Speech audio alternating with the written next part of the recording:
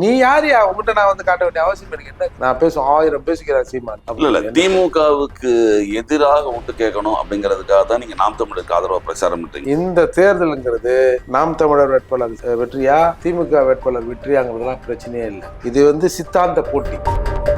இப்ப தமிழ்நாட்டுல ஆளுன்றவங்க யாருமே தமிழர்கள் கிடையாதுன்னு சொல்றாங்க. திராவிடர்கள் சங்கி அப்படின்ற வார்த்தை பிரயோகம் பத்தியே சொல்றாங்க. திராவிடத்துல தமிழர்கள் சேரலையா? அப்போ நாங்க சேரல.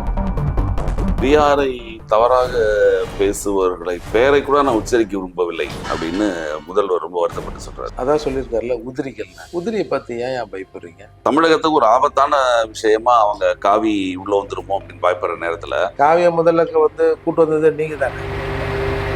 நீங்கள ஒரு பட்டியலினத்தவருக்காக பல்வேறு போராட்டம் நடத்தியவர், அவருடைய விடுதலைக்காக பாடுபட்டவர். நீங்க ஒரே நிமிஷத்துல அவர் எதுவுமே செய்யல. ஒண்ணு சொல்லுங்க, எல்லாத்தையும் அவர் தான் செஞ்சாரு அப்படின்னு எங்களை செய்யாது. நீங்க அம்பேத்கரை புகழ்ந்து ஈவாரை திட்டுவதே ஒரு பிரித்தாளும் சதி. அம்பேத்கரை பெரியாரோடு ஒப்பிடுவதே தவறுங்க. இந்த மாதிரி பிரச்சாரங்களை பார்த்தோன்னா அந்த 4-5 நாட்கள்ல ஒரு வண்டியை கூட பார்க்க அவங்களுக்கு ஒரு அதீத நம்பிக்கையா கூட இருக்கலாம்ல, நம்ம ஜெயிச்சிடலாம். இல்ல அந்த அளவுக்கு செட்டிங் பண்ணிட்டாங்கன்னு நினைக்கிறேன். சீமான் அவர்கள் பிரபாகரன் அவர்களை சந்திக்கவே இல்லை. சந்திக்கல தான் பெண்ண. பிரபாகரன் கொல்லப்பட வேண்டும் என்று நினைத்தார். அதில் ஒருவர் கருணாநிதி. 2 பேர் யார் தான்? இந்த புரியுற மாதிரி சொன்னா திராவிடர்களா தமிழர்களா பார்த்துருவோம்டா.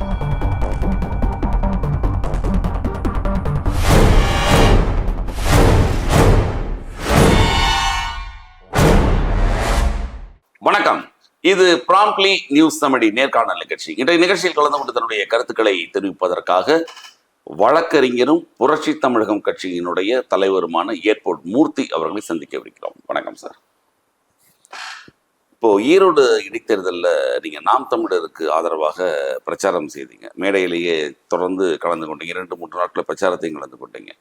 நாம் தமிழர் மேல் இப்போ சீமானவர்கள் மேல் கடுமையான விமர்சனங்கள் இந்த நேரத்தில் வைக்கப்படும் போது திராவிட சித்தாந்தங்களுக்கு எதிராக பேசுகிறார் அப்படின்ற இடத்துல போகுது. அது ஒன்று, ஈரோடுங்கிறது பெரியாருடைய மண். அந்த இடத்துல போய் அவரை வந்து நிக்கிறதுக்கே அவர் வெற்றி வாய்ப்பு குறைவு. இந்த நேரத்துல நீங்க வந்து அவருக்கு ஆதரவாக பிரச்சாரம் செய்தது ஏன் அப்படின்ற ஒரு கேள்வி. ஈரோடு மண்ணு, பெரியார் மண்ணு, இல்லை பெரியார் ஆக்கிரமிப்பு மண் அப்படின்னு கூட அதை சொல்ல முடியாது. இப்போ உங்க இடம் இருக்கும், இன்னொருத்தர் ஆக்கிரமிச்சான்னா அந்த இடம் ஆக்கிரமித்தின் கண்ட்ரோல்ல இருந்தா அவன் ஆக்கிரமிச்சிருக்கான்னு சொல்லலாம். அப்பெல்லாம் அங்கே ஒன்றும் அலையும் இல்லை, ஓசையும் இல்லை. இப்போ இவங்கெல்லாம் வந்து பெரியாரை எதிர்த்து ஈவரை எதிர்த்து நீ பேச முடியுமா, தமிழ்நாட்டில் எவனாவது பேச முடியுமா அப்படின்னாங்க. சரி பேசுகிறோம். ஈரோட்டில் வந்து பேச முடியுமா? சரி ஈரோட்டுக்கு வரோம், ஈரோட்டிலையும் பேசுகிறோம். ஈரோட்டில் பேசணுன்றதை விட கடைசி நாளுக்கு முன் கூட்டம் நினைக்கிறேன், 2ஆம் தேதி கூட்டம் ஈவேரா நகர்லேயே நடக்குது. என்ன கிழிச்சிட்டிங்க அப்படின்னு நம்ம சொல்லக்கூடாது. என்ன பண்ணிட்டீங்க?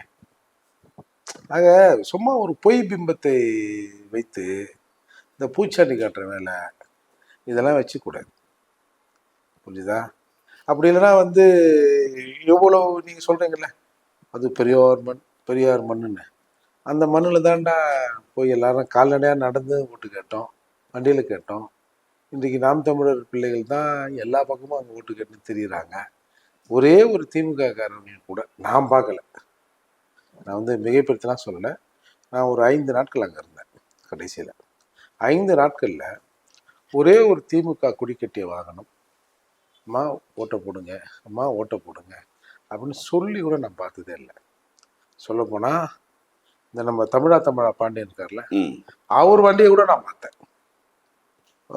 வண்டி ஒருத்தர் ஓட்டுறாரு, ஒரு உட்காந்துன்னு எனக்கு ஓட்டு போடுங்க அது இதுன்னு இன்பண்ணின்னு பேசின்னு போகிறாரு.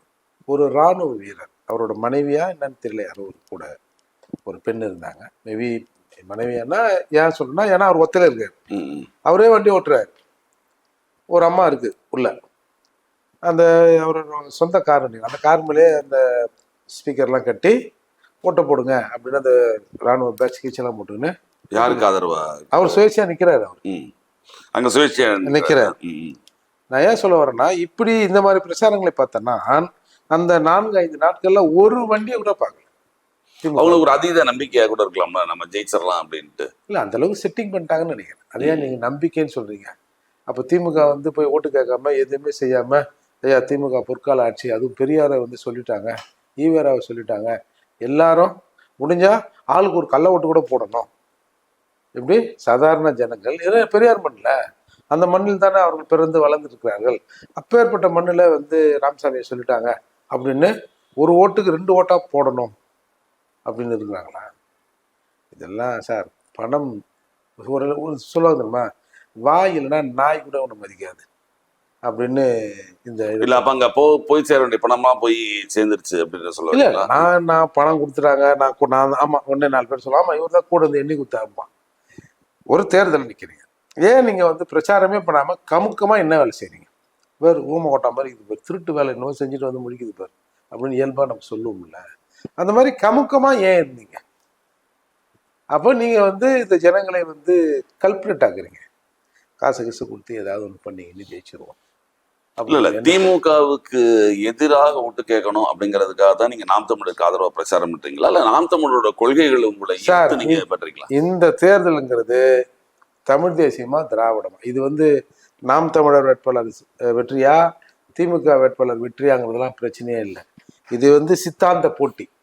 இன்னைக்கு சொன்னானுங்களே, அதாவது அங்க நின்று பேசினாங்க, இங்க நின்று பேசினாங்க, அவரை பேசினாங்க, இவரை பேசினாங்க அப்படிலாம் சொல்லி இன்னைக்கு நேரடியா திராவிடமா தமிழா, திராவிடர்களா இல்லை புரியுற மாதிரி சொன்னா திராவிடர்களா தமிழர்களா பார்த்துருவோம்டா அப்படிங்கிற தேர்தல் தான் இது. அப்படி இருக்கிற போது தமிழனாக பிறந்த ஒவ்வொரு கடமையும் ஒரு திராவிடத்துல தமிழரும் சேரலையா? அப்போ நாங்க சேரலைங்க. நீங்க ஒன்னா சேர்த்துங்க, நீங்க சேர்த்ததா சொல்றீங்க, நாங்கெல்லாம் சேரல.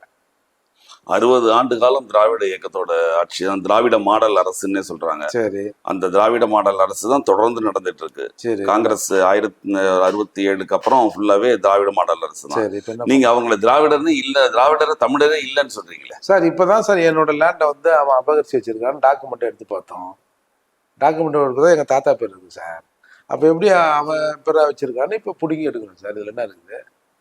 எங்களுது தானே, எங்கள்லேருந்து தானே நீங்கள் வந்து எங்களை சேர்த்தானே திராவிடன்னேப்பா. நீங்கள் தனிப்பா, நாங்கள் தனிப்பா, அது நேர் எதிரானதுப்பா, நாங்கள் செட் ஆகலப்பா இதுக்குன்னு நாங்கள் சொல்கிறோம். இதில் என்ன பிரச்சனை? இல்லை தமிழ்நாட்டில் தமிழர்கள் மட்டும்தான் இருக்காங்களா? எல்லா மக்களும் இருக்காங்க இல்லையா? கலந்து இருக்காங்க இல்லையா? ஆமாம், நாங்கள் இப்போ யாருக்கும் எதிராக இல்லையே.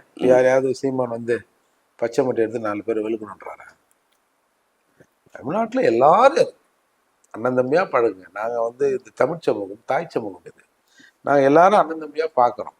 கொஞ்சம் போல தமிழ்நாட்டில் தமிழும் கொஞ்சம் ஆளட்டுமே. ஏன் வந்து ஆம்பளை போய் இது வரைக்கும் பொம்பளைன்னு சொல்லி ஏமாத்துனீங்க அப்படின்னு இன்னைக்கு வந்து நாங்கெல்லாம் சொல்றோம். இதுல என்ன வருத்தம்? இப்ப தமிழ்நாட்டுல ஆளுன்றவங்க யாருமே தமிழர்கள் கிடையாதுன்னு சொல்றாங்க. திராவிடர்கள் சார். அவங்க தமிழர்கள் இல்லை சார். அது நீங்க இபிஎஸ் கிட்ட கேட்டாங்கல்ல, திராவிடம்னா என்னங்க? அது யாருன்னா படிச்சவங்கிட்ட போய் கேட்க, எனக்கு தாங்க தெரியும் அப்படின்றார்ல. அதால தான் அவர் வந்து என்ன புரட்சி தமிழரா? அதால தான் வச்சுக்கங்களேன். அப்போ இந்த திராவிடம்னா ஹோல் அத்தாரிட்டி, அந்த கிளைம் யார் பண்றாங்க? திமுக தான் பண்ணுது. ஏன் உங்களுக்கு எரிச்சு இப்ப நான் நீங்க இப்படி கேக்குறீங்களே, நான் திருப்பி இப்படி கேக்குறேன். ஏன் தமிழ்நாட்டுல தமிழர்கள் சொன்னா எரியுறீங்க? நாங்க தமிழர் தானே. இப்ப வந்து தமிழர்களே என்னை கடல்ல தூக்கி போட்டாலும் நான் கட்டுமரமா மறப்பேன், மிதப்பேன், வந்து உங்களுக்கு தான் சேவை செய்வேன்னார்ல. திராவிடர்களே என்னை தூக்கி போட்டா கூட நான் எந்த கரை ஒதுக்கினாலும் நான் கட்டுமரம், என்ன அப்படி பேசிருக்க வேண்டியதானே சார்? அப்ப நம்பிக்கை இல்லைன்றீங்க திராவிடர்கள் மேல? அவங்களுக்கே நம்பிக்கை. மெஜாரிட்டி பீப்புள் இங்க தமிழனா இருக்கிறான், இவன் திராவிடன்னு சொன்னா திரும்பி போயிடுவான் அப்படின்றதுக்காக நீங்க வந்து தமிழன்ற வார்த்தையை பயன்படுத்துறீங்க. அப்போ நாங்க ஆமாங்க நாங்க தமிழருங்க அப்படின்னு சொன்னா ஏன் உங்களுக்கு எரியுது? அப்போ இவ்வளவு நாள் இந்த அரசியல் எப்படியோ போச்சு. இன்னைக்கு ஒரு பக்கம் இது வந்து கரை ஒதுங்கி இருக்குல்ல, அதை பார்த்து ஏன் கலங்குறீங்க? சரி உங்க சார் இப்போ சித்தாந்த போட்டின்ற உண்மையிலே உங்க சித்தாந்தத்திற்கு ஒரு உயிர்ப்பு இருந்தால் நீங்கள் இவ்வளவு அவதூறு பண்ண வேண்டிய அவசியமே இல்லைல்ல. சரி 2 சித்தாந்தம் மோதட்டும், 2 சித்தாந்தம் மோதி ஒரு புதிய சித்தாந்தம் கூட பிறக்கட்டும். எப்படி ஒரு கருத்து இன்னொரு கருத்து மோதி ஒரு புதிய கருத்து பிறக்கும் சயின்ஸோ, அதே மாதிரி இந்த 2 சித்தாந்தமும் மோதட்டுமே. சித்தாந்தத்தை மோத விடாம சித்தாந்தம் பேசுகிற ஆளை மோத விடுறீங்க. சீமான் அது பண்ணிட்டார், இது பண்ணிட்டார், அப்படி பண்ணிட்டார், இப்படி பண்ணிட்டார் அப்படின்னு. இல்ல திராவிடத்தை எதிர்க்கிறேன்ற பேர்ல பிஜேபிக்கு மறைமுகமா உதவுறாரு. சங்கி அப்படின்ற வார்த்தை பிரயோகப்படுத்தியே சொல்றாங்க. உனக்கு என்ன, ஏன் உனக்கு தான் வந்து உதவணுமா எல்லாரும்? அப்படி இல்லை. நான் என்ன பேசணும், நான் என்ன செய்யணும், நான் தான் முடிவு பண்ணேன். உனக்கு என்ன? இல்ல தமிழகத்துக்கு ஒரு ஆபத்தான விஷயமா அவங்க காவி உள்ள வந்துருமோ அப்படின்னு பயப்படுற நேரத்துல காவியை முதல்ல வந்து கூட்டு வந்தது நீங்க தானே. நீ காவி அப்பா சரிப்பா காவி வரக்கூடாதுன்னு இல்லை, நீ உண்மையிலேயே உன் மனசாட்சி சொல்லு. நீங்க வந்து எதிர்க்கிறீங்களா? கலைஞர் சிலை திறக்கிறதுக்கு வெங்கையா நாயுடு தேவைப்படுறாருல, நாணய வெளியிட்டு ராஜ்நாத் சிங் தேவைப்படுறாருல. இவங்க 2 பேரும் என்ன காங்கிரஸா பிஜேபியா?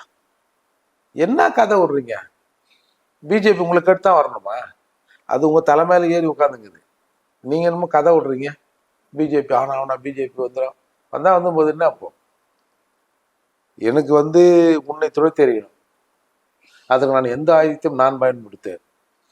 ஏற்கனவே பிஜேபியோட பி டீம் தான் அப்படின்ற மாதிரி சொல்றாங்க. என்ன ஒன்னாலும் சொல்லட்டும் சார், என்ன நீ என்னோட உணவு என்னோட உரிமைன்றல்ல, என் கட்சி அது, நான் என்ன ஒன்னாலும் பண்ணுவேன். நீ யாரு?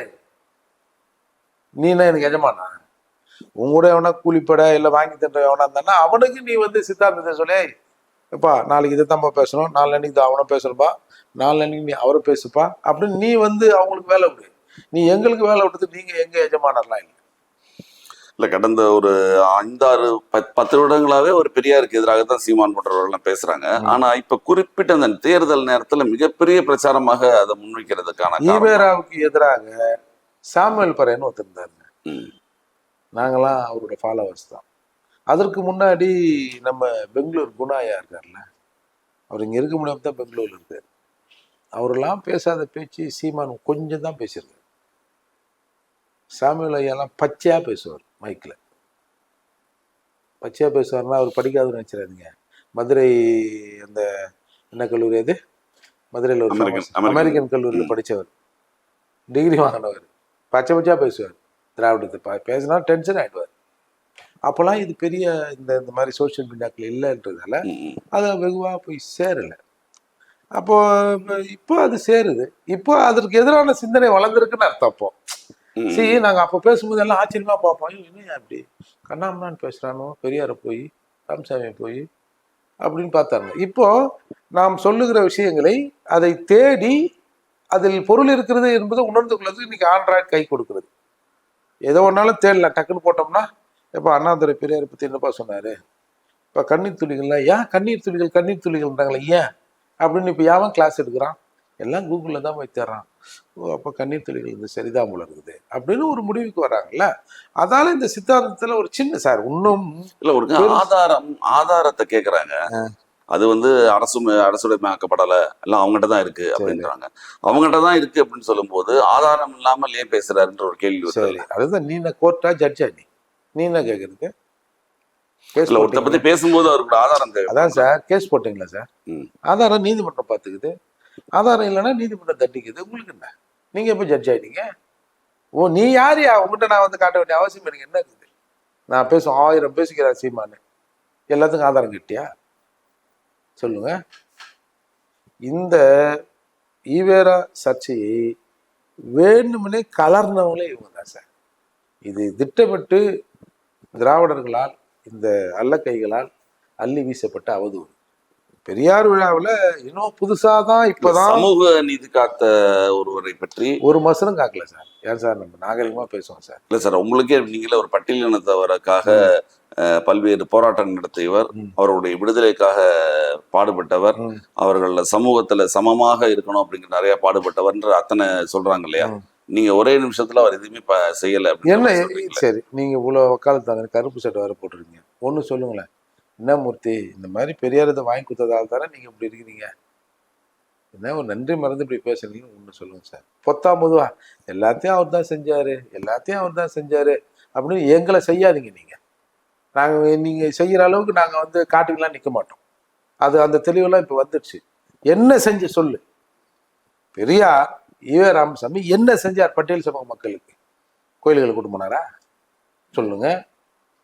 வைக்கத்துல போராட்டம் நடத்தினார், கொடுங்கினார் வைக்கத்துல. அது ஒரு கேவலமான போராட்டம். வைக்கத்துக்கும் இவருக்கும் சம்பந்தமே இல்லை.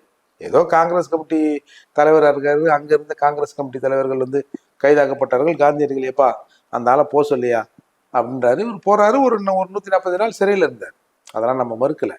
ஒட்டுமொத்தமாக இந்த போராட்டத்தை வழிநடத்தியதே ராமசாமி தான் சொல்லாதீங்க. சரி, நீ வந்து நான் என்ன சொல்றது, நீ கேரளாக்காரனுக்கு பொறுத்தாரா அவரு? சார் நம்ம ஊர்ல இப்போ நம்ம சென்னையில் இருக்கோம், இப்போ நீங்கள் சென்னையில் இருக்கீங்க, இப்போ உங்கள் ஊரில் ஒரு பிரச்சனைன்னு வச்சுங்க, உங்கள் ஊர்ல இருந்து சில பேர் கேட்பாங்க, ஏன்னா இந்த மாதிரி பிரச்சனை நீங்களாம் மெட்ராஸில் இருக்குது என்னென்ன பண்ணலான்னு கேட்பாங்க. அவங்க கேட்கலாம் கூட, தம்பி என்னப்பா நம்ம ஊரில் இந்த மாதிரி பிரச்சனை ஆகும்பா, என்னப்பா நம்ம சொந்தக்காரங்களுக்கு இது மாதிரி ஆயிடுச்சாப்பா நம்ம ஊரில், என்னப்பா பிரச்சனை அது, நான் என்னப்பா பண்ணணும் கேட்பீங்களே. சரி, அப்போது இங்கே இருக்கிற ராமசாமி எப்படி கேரளாவுக்கு போனார்? மலையாளி அவர். இங்கே இருக்கிற பிரச்சனைலாம் விட்டுட்டு அப்போது வைக்கம் போராட்டம் அந்த கோயிலை சுற்றி இருக்கிற தெருக்களில் கோயிலுக்குள்ளே எஸ்சி பட்டியல் சமூக மக்கள் நுழைய முடியாது.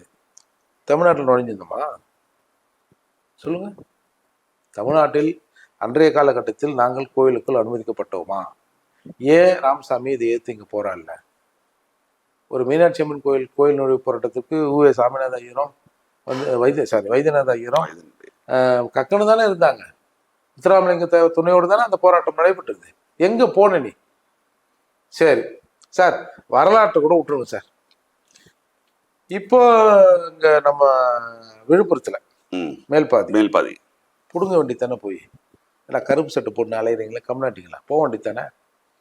யார் போனா சொல்லுங்க சார்? தீவெட்டிப்பட்டி யார் போனா சொல்லுங்க சார்? சார் நான் என்னோட அரசியல் வாழ்க்கையில் நான் 3 கோயில் நுழைவு போராட்டம் பண்ணியிருக்கேன், சக்சஸ் பண்ணி காட்டிருக்கேன். நானே என் கையால கோயிலை திறந்து தீபாரதனை காட்டி ஜனங்களை கூட்டம் போயிருக்கோம். இன்ஃபேக்ட் அருந்ததியர் மக்கள் ஒரு இடத்துல கூட்டம் போயிருக்கோம். உள்ள 2 இடத்துல பறையர்கள். இப்பெல்லாம் அருந்ததிற்கு எதிராக தெலுங்கர்களுக்கு எதிராக எல்லாம் பேசுறாங்கன்னு சொல்றாங்களே, இந்த மூர்த்தி தான் சார் அருந்ததியர் கோயிலுக்குள்ள கரூர்ல கூட்டம் போனேன். நான் எங்கன்னா பீத்திக்கிறேன்னா? நான் என்ன, என் ஊர் மக்கள் அண்ணன் தம்பிடா, எங்களுக்குள்ள 1000 பிரச்சனை இருக்கட்டும், இருந்தாலும் அவனோட உரிமை மறுக்கப்படுகிற போது விவரம் தெரிஞ்ச நான் வந்து அதுக்கு போராடணும்ல, நான் தானே மனுஷன். அப்போ இப்போ ஈரோட்டு போராட்டம் அதாவது வைக்கம் போராட்டம் நடக்கிற போது இங்கே அந்த நிலை இருந்ததா இல்லையா? நீ என்ன புடுங்கன்னு காட்டு. கோபம் வருமா வராது? இதே பட்டியலின மக்களுக்காக திராவிட இயக்கம் நிறைய போராட்டம் நடத்தியது. திராவிடம் தான் போராட்டம் நடத்தியதுங்கிறதுக்காக தான் விடுதலை சிறுத்தைகளை வந்து திராவிட இயக்கத்தோடு சேர்ந்துருக்கோம். அவங்க எங்க ஒன்னாலும் சேரட்டும். சீமான் என்ன பேசணும்னு சீமான் தான் முடிவு பண்ணணும். இவங்க என்ன பேசணும்னு இவங்க தான் முடிவு பண்ணணும். அதை நம்ம முடிவு பண்ணுறதுக்கு இல்லை. சிலது வெஜிடேரியனாக இருக்கும், சிலது வந்து நான்வெஜ்ஜாக இருக்கும், சிலது தான் போட்ட குட்டியே தின்னும். நாயும் பண்ணியும் தான் போட்ட குட்டியை தின்னும். பார்த்துருக்கீங்களா? மாடு திங்காது. அதெல்லாம் என்னென்ன எது திங்கணுன்றது அது தானே முடிவு பண்ணணும். அந்த மாதிரி அவங்க எங்கே இருக்குன்னு அவங்க முடிவு பண்ணட்டும். இப்போ கூட சொல்லட்டும், இல்லை பட்டியல் சமூகத்துக்காக என்னென்னலாம் செஞ்சாங்க, அதனால தான் நாங்கள் இருக்கிறோம். நாங்கள் முதல்ல அந்த கேள்வியை அங்கே கேட்கல, ஏன்னா ஒன்றும் இல்லை, எங்களுக்கு தெரியும் அதில் பதில் இருக்காதுன்னு. அதெல்லாம் நாங்கள் அந்த கேள்வியை கேட்பல. அவங்க சௌகரியம் சார் அது. எங்கள் அண்ணன் மீசை வைக்கிறாரா, மீசை எடுக்கிறாரா, வந்து இந்த ஒரு ஃபோட்டோ ஷூட்லாம் நடத்துனார்ல, அதெல்லாம் அவங்கவுங்க என்ன தானே சார். இப்போ அம்பேத்கர் கூட அப்படி ஒன்று பேசிக்கிற மாதிரி போட்டோலாம் போடுறாங்க, நம்ம கேட்குறோமா? இல்லை வாழும் அம்பேத்கர், இளைய அம்பேத்கர்லாம் செவத்துல எழுதுறாங்க, ஐயோ அம்பேத்கர் எப்படி அந்த மாதிரி போய் அசிங்கப்பட்டாரு, ஒன்றுக்கு ஒரு அம்பேத்கர் அவர்களே மதித்த தலைவர் பெரியார் அப்படின்ற ஒரு கருத்தை சொல்றாங்க. சரி இருக்கட்டும். அம்பேத்கரையும் பெரியாரையும் 2 பேரையும் வேறுபடுத்தி பார்க்க முடியாது அப்படின்னு நீங்க அம்பேத்கரை புகழ்ந்து ஈவாரை திட்டுவதே ஒரு பிரித்தாளும் சதி. நான் வந்து அம்பேத்கரை பெரியாரோடு ஒப்பிடுவதே தவறுங்கிறேன். இவங்க அம்பேத்கர் வந்து அவர் ஒரு ஜீனியஸுங்க, உலகமே பார்த்து வியந்த அம்பேத்கருங்க. இது உள்ளூர் மைனருங்க. இது 2த்தையும் சேர்க்குறீங்க எப்படி? இது உன் பொருள் பெருசுன்னு சொல்லு, நாங்கள் ஒத்துக்கிறோம். அதுக்காக என் உலகத்துக்கு ஒளிவிளக்காக இருந்த அம்பேத்கரை போய் இந்த நபர் கூட சேர்த்து அம்பேத்கரை கொச்சைப்படுத்துகிறார்கள். இவர்களுக்கு எப்பெல்லாம் தேவைப்படுகிறதோ அப்போ வந்து பட்டியல் சமூக மக்களை கூட எடுத்துருவாங்க. பாருங்க, தாலி அறுப்பு போராட்டம் பண்றாங்க. சரி, நீ உன் தாலி, நீ யார ஒரு 4 தாலி கட்டு, இல்லை தாலி கட்டாமல் 4 பேர் கூட ஒரு அதெல்லாம் நம்ம கேட்கல, அது உன்னோட பர்சனல். ஆனால் திட்டமிட்டு இவங்க எப்படி சதி பண்ணுறாங்கன்னு சொல்கிறோம் பாருங்க. அம்பேத்கர் பிறந்தநாள்ல தாலி அறுப்பாங்க. ஏப்ரல் 14 தாலி அறுப்பு போராட்டம், தாலி அறுப்பு நிகழ்ச்சி வைக்கிறாங்க. ஏன் வைக்கிற? பெரியாரோட ராமசாமியோட பிறந்த நாளில், நினைவு நாளில் நீ அதை வை. ஏன்னா அவர் தான் சொன்னார், கர்ப்பப்பை வேண்டாம், குடும்ப உறவு முறை வேண்டாம், கல்யாணம் பண்றது ஒரு கிரிமினல் குற்றம். நீங்க பண்ணிருக்கீங்களா மேரேஜ்? பண்ணிருக்கீங்களா? எல்லாரும் பெரும்பாலும் எல்லாரும் பண்ணியிருப்போம். பெரியாரோட அது சட்டமாக்கப்பட்டிருந்தா நம்ம இன்னும் எங்க இருந்திருப்போம்? கிரிமினல் குற்றவாளிகளாக அறிந்து கொண்டிருப்போம், ஜெயிலில் இருந்திருப்போம். புள்ள பெத்துக்கு வேணான்றாரு, கர்ப்பப்பையை தூக்கி கடாசுன்னாரு, ஆம்பளை மாதிரி பேண்ட் ஷர்ட் போடுன்றாரு. வாங்கி கொடுத்துடலாமா நம்ம வீட்டில் இருக்கிற எல்லாருக்கும்? பேண்ட் ஷர்ட்டாக வாங்கி கொடுத்துட்டு ஆம்பளை மாதிரி முடியை வெட்டி விட்டு பண்ணலாமா? அது அவங்க பெண் விடுதலை அப்படின்னு சொல்றாங்க. கர்ப்பப்பை எடுத்து கடாசத்து பெண் விடுது இல்லையா? எடுத்து ஆண் வயிற்றாரத்து உள்ள வச்சுக்கலாமா? புள்ள பெற்றுக்கலாமா? நம்ம சயின்ஸ் பிரகாரம் நடக்காது. அது என்ன பண்ணலாம்? என்ன பண்ணலாம்? கர்ப்பப்பை எடுத்து போட்டுடணும்னு சொல்றது ஒரு தமிழினம் அழியணுன்றது எண்ணத்துல சொன்னார்னு சொல்லட்டுமா? அவர் கர்ப்பப்பை எடுத்து போடுனாரு, அதோட வாரிசுகள் இன்னைக்கு வந்து தமிழ்நாட்டில் வந்து ஒரு 11% ஆண்மைத்தன்மை இழந்து குழந்தை பிறப்பு விகிதம் குறைஞ்சிருக்குல்ல. இது சரியா? அதால என்னவோ அவர் அந்த காலத்துல சொன்னார் சார். நம்ம ஈவே ராமசாமி ஒண்ணுமே செய்யல அப்படிலாம் நம்ம சொல்லலை சார். செஞ்சிருக்கலாம், எல்லாமே அவர் தான் செஞ்சாருன்னு சொல்லாதீங்க. குறிப்பா பட்டியல் பெரியாரை தவறாக பேசுபவர்களை பெயரை கூட நான் உச்சரிக்க விரும்பவில்லை அப்படின்னு முதல்வர் ரொம்ப வருத்தப்பட்டு சொல்றாரு. சரி, சொல்ல வேண்டாம். அதான் சொல்லியிருக்காருல, உதிரிகள் நாட்டில் சில உதிரிகள். ஓகே, இப்போ எங்க திருமாண்ண வைகோ இவங்கெல்லாம் சேர்ந்து சில உதிரிகள். உதிரியை பார்த்து ஏன் பயப்படுறீங்க? நான் நேரடியாகவே கேட்குறேன். இந்த வைகோலாம் எவ்வளோ பெரிய அறிவாளி, எவ்வளோ பெரிய பேச்சாளர்னு பேர் எடுத்தவர், இன்னைக்கு இப்படிலாம் ஆயிட்டாரு. உதிரியை பார்த்து நீ பயப்படுற? ஏன் பயப்படுற? ஏன்னா உன் சித்தாந்தத்தில் உண்மை இல்லை, உன் சித்தாந்தத்தில் உயிர் இல்லை. இது வந்து வேசித்தனம் பண்ணுகிற சித்தாந்தம், வேசிகளை ஊக்குவிக்கிற சித்தாந்தம். நாங்க அப்படிலாம் இல்லைன்னு நாங்க சொல்றோம். இல்லை, இப்போ தமிழகத்துல வந்து மிகப்பெரிய ஒரு பிரச்சார அமைப்பு இருக்குன்னா, சீமான் அவர்கள் பிரபாகரன் அவர்களை சந்திக்கவே இல்லை.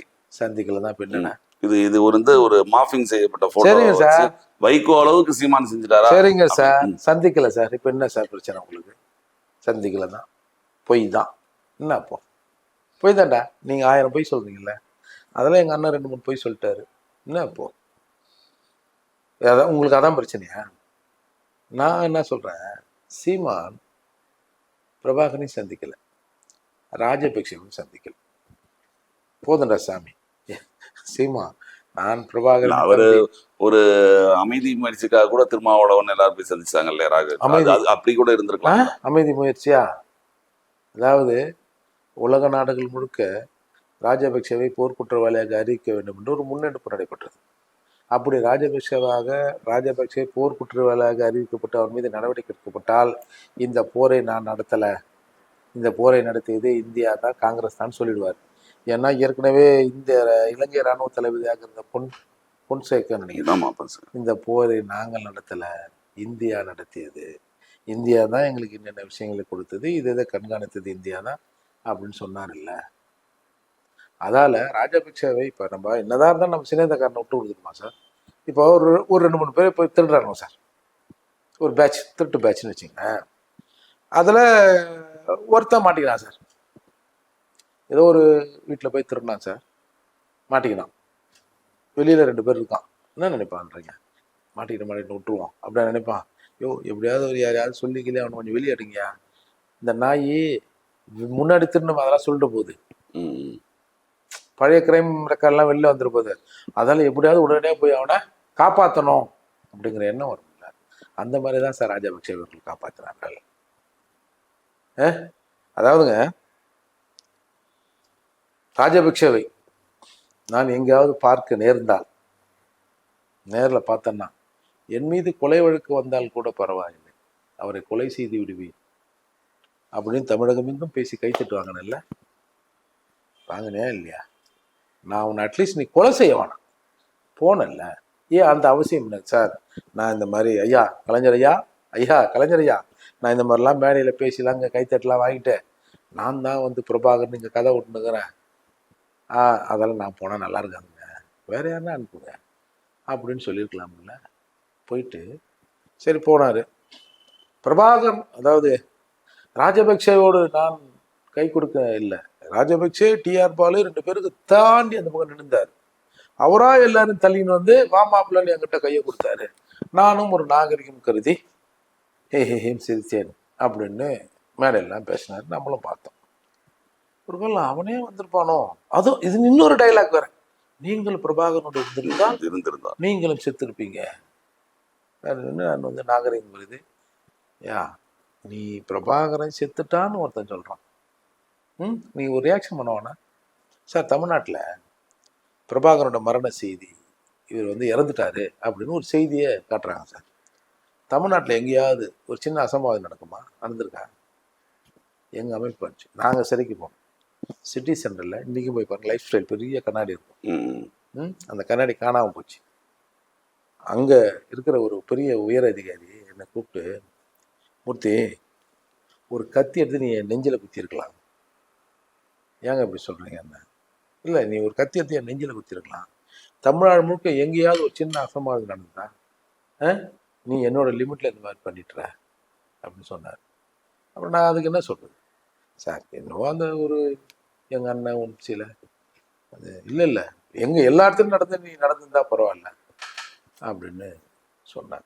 இதை நான் எங்கன்னா வெளியே சொல்லியிருப்பேன். நான் உணர்வு வந்து இங்கே இருக்கணும். நீ வந்து வெளியே வந்துட்டு அவர் தாண்டி என்னை கைப்பிடிச்சாருன்னு ஒரு வாரம் கழிச்சு வீடியோ வருது, எல்லாரும் அங்கே நின்று பேசுகிறாங்க. இவர் 2 நிமிஷம் முன்னாடி கையை அப்படி வச்சுருக்கிறார், இப்படியே வச்சுருக்கிறார். ஏன் இப்படி விட்டுட்டு கிட்ட போய் கொடுத்தாதான் என்ன கேடா, இப்படியே வச்சிங்கன்னா அப்புறம் ஈன்ட்டு அவன் என்னான்னு கூட உன்னை தெரியுமான்னு கூட ராஜபக்சேவுக்கு தெரியல. சாதாரணமாக கொடுத்துட்டு பாட்டு போறாரு. அப்போ இதெல்லாம் எப்படி சார் இது? இப்போ இன்னைக்கு அண்மையில் நேற்று சொல்லியிருந்தார், நான் வந்து பிரபாகரனை பார்த்தேன், நான் வெஜிடேரியன் சாப்பிட்டேன், ஆனால் நாமக்கு அதெல்லாம் சொல்ல மாட்டேன். இதில் தான் எனக்கு ஆத்திரமே வருது. நீ போன, நீ சாப்பிட்ட, நான் இங்கே வந்தா அந்த சாப்பிட்டதை இங்கே வந்து தான் இறக்கினேன், இல்லை சாப்பிட்டதை அங்கேயே கூட இறக்கிட்டேன்னு சொல்லு. ஆமக்கறி கதை நான் சொல்ல மாட்டேன். அதுக்கு தான் நான் சொல்கிறேன், விருந்து சாப்பிட்டல, அதில் உப்பு போட்டு சாப்பிட்டியா? உப்பு போட்டு சாப்பிட்டுருந்தா நன்றி இருந்திருக்கும்ல. எப்படி ராஜபக்சேவுக்கு நீங்கள் துணை இருந்திருப்பீங்க? இந்தியாவில் குறிப்பாக தமிழகத்தில் 3 பேர் அந்த விடுதலை போராட்டம் முற்று பெற வேண்டும், பிரபாகரன் கொல்லப்பட வேண்டும் என்று நினைத்தார்கள். அதில் ஒருவர் கருணாநிதி, 2 பேர் யாரா? நான் சொல்லலை, வைகோ சொன்ன ஸ்டேட்மெண்ட். அப்போ வரலாறு முழுக்க நீங்கள் துரோகமாக பண்ணி ஏமாற்றி இன்னைக்கு யாராவது ஒருத்தன் வந்து பேசினான்னா உடனே அவனுக்கு எதிராக இருக்குது. சார் இங்கே தமிழ் தேசிய சிந்தனைங்கிறதுங்க ஏதோ இப்போ சீமான் வந்து கலரி விட்டாரு, ஏதோ மூர்த்தி அங்கங்கே பேசுகிறான், இவங்க கலர்றாங்கலாம் இல்லை சார்.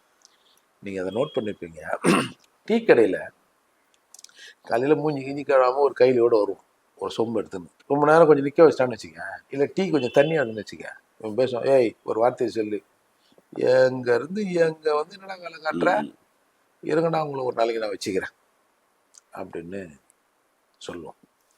நீங்கள் சில குறுகிய தெருக்கல்ல ஒரு சைக்கிள் ரிக்ஷா முன்னாடி போகுதுன்னு வச்சுங்க, இல்லை ஒரு சைக்கிளில் ஒருத்தர் போகிறாருன்னு வச்சுங்க, பின்னாடி நம்ம காரில் போய் கொஞ்சம் ஆர்ன் அடிச்சோம் வச்சுங்களேன், இப்படி திரும்பி பார்ப்போம், காரை ஓட்டுருவாங்க கொஞ்சம் சிகப்பாக இருந்தான்னு வச்சுங்களேன், ஆமாம் இவர் பெரிய சேட்டு மயிறு, இவர் வந்துட்டார், வந்தவொடனே வழி விட்டுணுமா அப்படின்னு தான் இயக்குக்கிட்ட அந்த மிதிவண்டியோ இல்லை ரிக்ஷாவையோ கொஞ்சம் ஸ்லோ பண்ணுவோம். பார்த்துருக்கீங்களா?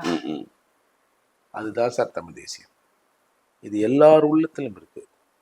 இதை படித்தவன் கெடுக்கிறான்.